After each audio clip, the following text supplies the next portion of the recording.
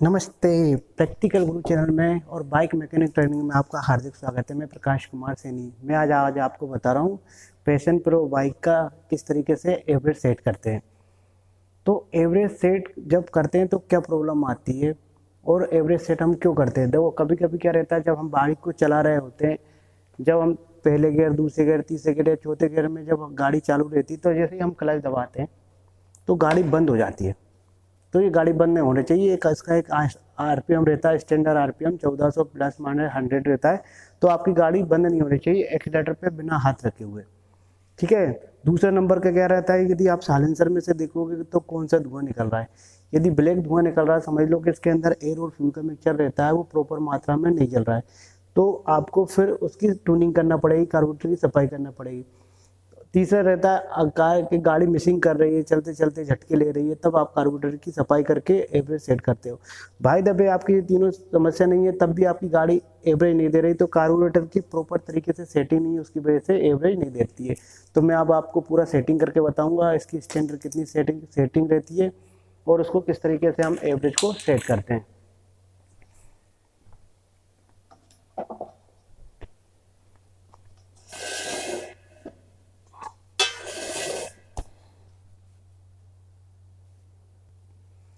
ये आपको दिख रहा है, ये कार्बोरेटर होता है। ये पूरा कार्बोरेटर का मेन काम होता है एयर और फ्यूल का मिक्सचर तैयार करके सिलेंडर के इंजन के अंदर भेजना रहता है। इसके अंदर ये एयर और फ्यूल का मिक्सचर सिलेंडर के अंदर जाता है, वो मिक्सचर जलता है।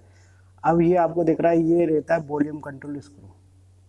ये वाला स्क्रू दिख रहा है, ये वॉल्यूम कंट्रोल स्क्रू रहता है। इसी के द्वारा एयर और फ्यूल का मिक्सचर बराबर मात्रा में जाता है। यदि इसकी सेटिंग गड़बड़ है तो आपकी गाड़ी कभी भी एवरेज नहीं देती। जो कंपनी रहती है उसकी एक स्टैंडर्ड सेटिंग रहती है, तो मैं कंपनी में था तो मेरे को इसकी स्टैंडर्ड सेटिंग पता है।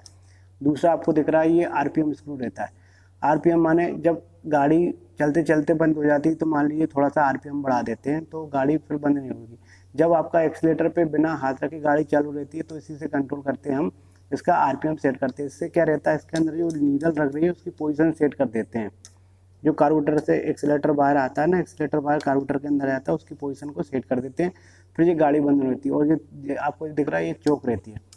चौक का मेन काम रहता है, जब ठंड का समय रहता है तो चौक को हम बंद कर देते हैं। उससे क्या रहता है, एयर की क्वांटिटी कम हो जाती है और पेट्रोल की क्वांटिटी बढ़ जाती है। जैसे ही गाड़ी चालू हो जाती है हम चौक को वापस बंद कर देते हैं।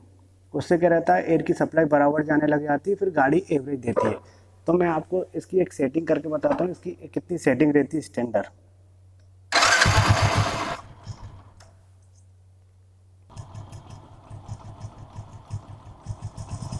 सबसे पहले हम आरपीएम को थोड़ा बढ़ाएंगे।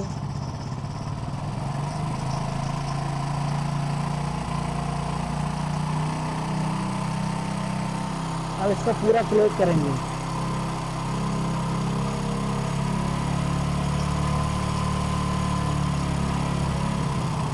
इतना पूरा क्लोज कर दिया। अब मैं आपको बताऊं किस तरीके से सेटिंग करेंगे। इसको पहले खोलेंगे। ये कितना खोलेंगे, अब इसको देखो, पहले इतना है ना, इसको हाफ खोलेंगे। हाफ खोल लिया यानी आधा खोला। अब इसको एक हो गया और ये 1.5 हो गया। अब इसका आरपीएम थोड़ा सा ज़्यादा जा रहा है, तो ये एक स्टैंडर्ड सेटिंग रहती है। अब इसको आरपीएम को हम इसको कम कर देंगे। तो कितना कम करना है कि गाड़ी बंद ना हो, इतना हमको सेट करना है कि हमारा हाथ एक्सीलेटर पे ना होना चाहिए और गाड़ी बंद भी ना होना चाहिए। ये गाड़ी बंद नहीं होना चाहिए, इतना हमको सेट करना है। तो इसकी जो पोजीशन देगी, पहले हाफ, फिर 1 और फिर 1.5, इससे थोड़ा सा ज़्यादा आपको खोलना है, तो ये गाड़ी प्रॉपर तरीके से एवरेज देगी। और दूसरा नंबर रहता है एवरेज देने का, आपके टायर का प्रेशर बढ़िया होना चाहिए। तो यदि आप मैकेनिक हो तो आप इस तरीके से सेट करोगे गाड़ी की, तो आपका अच्छा एवरेज देगी और गाड़ी में कोई प्रॉब्लम भी नहीं आएगी। और जब भी आप सेट करो इंजन को, कार्बोरेटर को, जब भी आप सेट कर रहे हो तो 5 किलोमीटर चलाने के बाद ही सेट करना चाहिए। इससे पहले डायरेक्ट नहीं सेट करना चाहिए। तो दोस्तों, आशा करता हूँ ये वीडियो आपको अच्छा लगा। यदि वीडियो आपको अच्छा लगे प्लीज़ मेरे वीडियो को लाइक करें, मेरे चैनल को सब्सक्राइब करें। तो thank you for watching this video में प्रकाश कुमार सैनी। Thank you.